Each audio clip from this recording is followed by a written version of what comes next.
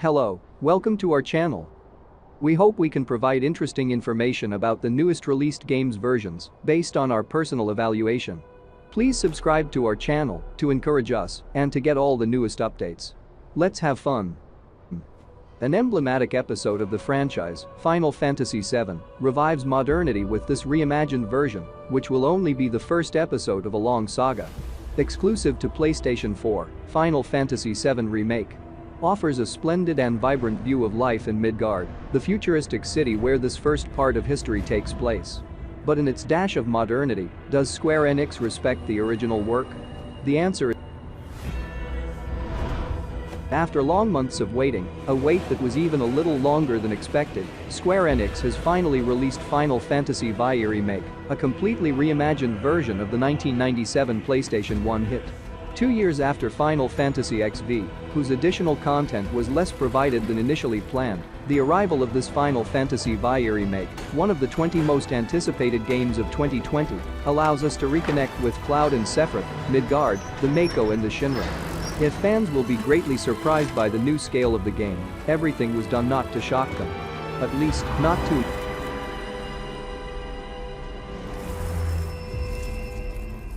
A high-risk renaissance. Final Fantasy VII Remake is, in our opinion, the most complex project that Yoshinori Kitas, the current producer of the series, had to take on. Because Final Fantasy VII is one of the most popular episodes in the series, with many fans. In addition, the Final Fantasy VII franchise is one of the most complex in the series, with several spins-off, Dirge of Cerberus, Crisis Core, and 2 animated films, Last Order and Advent Children. Finally, the original game was based on a very classic handling of Japanese RPG turn-based. A gameplay that some consider today to be outdated and that you will no longer find in major action-oriented gameplay. This comparison with 15 francs is reinforced once the game has started. Final Fantasy VII Remake gives pride of place to action by giving Cloud plenty of room to fight. 2 joystick buttons are used to strike different swords, and 2 other buttons are used to ward off and dodge shots. These different actions are used to fill an action gauge that unlocks special moves, Transcendence, when it exceeds certain thresholds. A simplified menu called the command menu is used to cast elementary spells, summons and skills, to use items, and to unleash transcendences. Everything is done not as in the original game. Cloud is not the only playable character, quite the contrary. Barret, Tifa and Aerith are also present. All have their particularities, with different techniques, spells and actions on the ground. Barret targets inaccessible enemies. Tifa is an expert on sequences. Aerith stands out in magic, especially Care. If it is possible to choose another character to fight, the new maneuverability of the confrontations does not allow you to plan your strategy calmly, a remark that the players on Final Fantasy XV have also made. Personalization and adaptability will therefore come from equipment, materia, and spells acquired thanks to it, skills learned by Cloud, as well as customization of weapons. This depth of customization is unique compared to the original game. And this is a good thing. A finely detailed and structured scenario. Another good news, Final Fantasy VII Remake takes over the scenario of the original game. So you start, as in 1997, on the station platform of the Mako 1 reactor, and you infiltrate it to destroy it with Barret, Jessie, Wedge and Biggs, the 4 members of Avalanche. The first chapter, which constitutes the entire demo released a few days before that of the full game, covers the bombing of the Mako reactor. But from the first moment, you quickly realize that each line of the original scenario has been fleshed out, and the few 3 concrete examples. First example. Jessie, invisible character from the original game, is greatly exploited here. It's still not playable. But she informs Cloud of the new game mechanics. She will even give him a materia and flirt with the hero. Second example. Sephiroth. The character appears very quickly in the form of hallucinations mixed with memories of Cloud's past. The black feather at the heart of the Mako reactor was already a strong indication.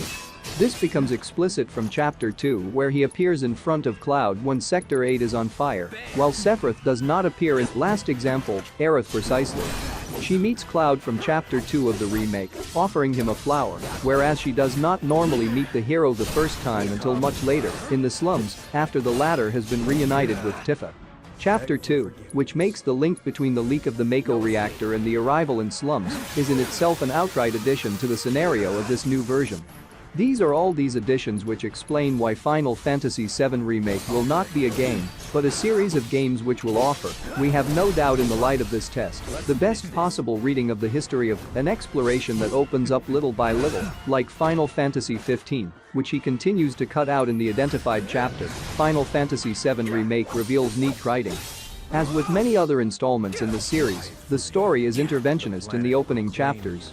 The share given to free exploration is then reduced enough to stick to the highlights of the scenario as much as possible. But it gets better indeed, without reaching the height of a Final Fantasy XV, with its wide open spaces and its open world. Final Fantasy VII Remake does not forget those who like to unearth secrets and explore every corner. Arriving in the slums of Sector 7, which will be your base of operations, you are finally in control of your destiny.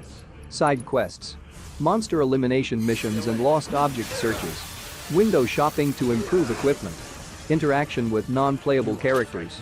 Midgard finally opens, and this is perhaps the most astounding thing between the original version of the game and this remake. The city is vibrant with life. The streets are teeming with characters who talk to each other, challenge you and look at you. And the atmospheres are different depending on the Midgard sectors, between the neighborhoods located high up and those below. Final Fantasy VII Remake offers an immersive experience, served by a complex and fine technical realization, where it is often difficult to know if it is a cutscene or a scene made with the engine. This game is technically very impressive. First, at the visual level, with lighting, smoke effects, or at the level of character modeling, in particular, Cloud that you see most often. He turns his head when a passerby jostles him. He protects his face from fire, below. He straightens up when he goes down a staircase. Then on the sound level, with live sound effects, fully dubbed and subtitled dialogues, with Japanese voices accessible from the start, without DLC, and a soundtrack reorchestrated.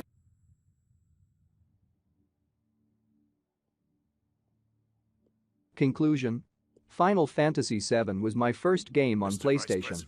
I even bought the Sony console for it. Final Fantasy VII marks a turning point in my playing life. And I recently played it on Android. I didn't hesitate a second to pre-order Final Fantasy VII Remake almost 6 months ago. And it is with trepidation that I am installed and launched on my PlayStation 4. Because I was afraid that the experience would not be up to Final Fantasy VII.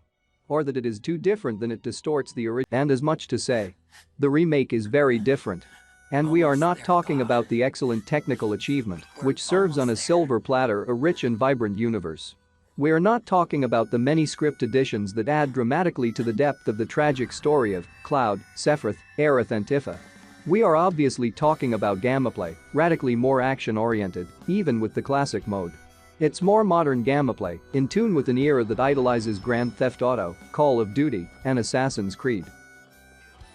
This was my point of view after testing this game.